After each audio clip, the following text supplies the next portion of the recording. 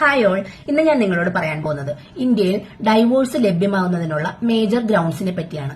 ഒന്നാമത്തെ ground adultery, അതായത് സ്പൗസസിൽ ആർക്കെങ്കിലും ഒരാൾക്ക് മറ്റൊരു ബന്ധം വന്നു കഴിഞ്ഞാൽ അത് ഡൈവോഴ്സിനുള്ള ഒരു ഗ്രൗണ്ടാണ്. രണ്ടാമത്തേതായി ക്രൂവൽറ്റി മെന്റൽ ക്രൂവൽറ്റി ആവാം, ഫിസിക്കൽ ക്രൂവൽറ്റി ആകാം. മൂന്നാമത്തേതായി ഡിസേർഷൻ, 2 വർഷമായി സ്പൗസിൽ ഒരാൾ നിങ്ങളെ ഉപേക്ഷിച്ചിട്ട് പോയിരിക്കുകയും യാതൊരു കോണ്ടാക്റ്റും ഇല്ലാതിരിക്കുകയും ചെയ്താൽ ഡൈവോഴ്സിന് നിങ്ങൾക്ക് അപേക്ഷിക്കാം. അടുത്തതായിട്ട് കൺവേർഷൻ, അതായത് എക്സിസ്റ്റിംഗ് മതത്തിൽ നിന്ന് പങ്കാളികളിൽ ഒരാൾ മറ്റൊരു മതത്തിലേക്ക് ചേർന്നാൽ അതും ഡൈവോഴ്സിനുള്ള ഒരു ഗ്രൗണ്ടാണ്. അടുത്തതായി ഇൻസാനിറ്റി ഓർ അൺസൗണ്ട് മൈൻഡ്, ഭ്രാന്തിന്റെ ലക്ഷണങ്ങൾ കാണിക്കുക, അതുമായി ബന്ധപ്പെട്ട അസുഖങ്ങൾ വന്നാലും ഡൈവോഴ്സിന് അപേക്ഷിക്കാവുന്നതാണ്. അടുത്തതായിട്ട് വരുന്നത് ലെപ്രസി ഓർ അതർ ഡിസീസസ്, കുഷ്ഠരോഗം പോലുള്ള മാരക രോഗങ്ങൾ പങ്കാളികളിൽ ഒരാൾക്ക് വന്നു കഴിഞ്ഞിട്ടുണ്ടെങ്കിൽ നിങ്ങൾക്ക് ഡൈവോഴ്സിന് അപേക്ഷിക്കാവുന്നതാണ്.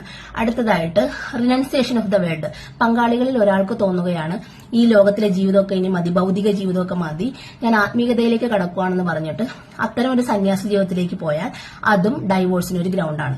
അടുത്തതായി വരുന്നത് പ്രിസംപ്ഷൻ ഓഫ് ഡെത്ത്, അതായത് 7 വർഷമായി സ്പൗസസിൽ ഒരാളെ കുറിച്ച് ഒരു വിവരവുമില്ല, അയാൾ നിങ്ങളെ വിട്ടു പോയിട്ട് 7 വർഷമായി ഒരു വിവരവും ഇല്ലെങ്കിൽ അയാളെ കോടതി മരിച്ചതായി കണക്കാക്കുകയും നിങ്ങൾക്ക് ആ ഗ്രൗണ്ട് വെച്ചിട്ട് ഡൈവോഴ്സ് നൽകുകയും ചെയ്യും.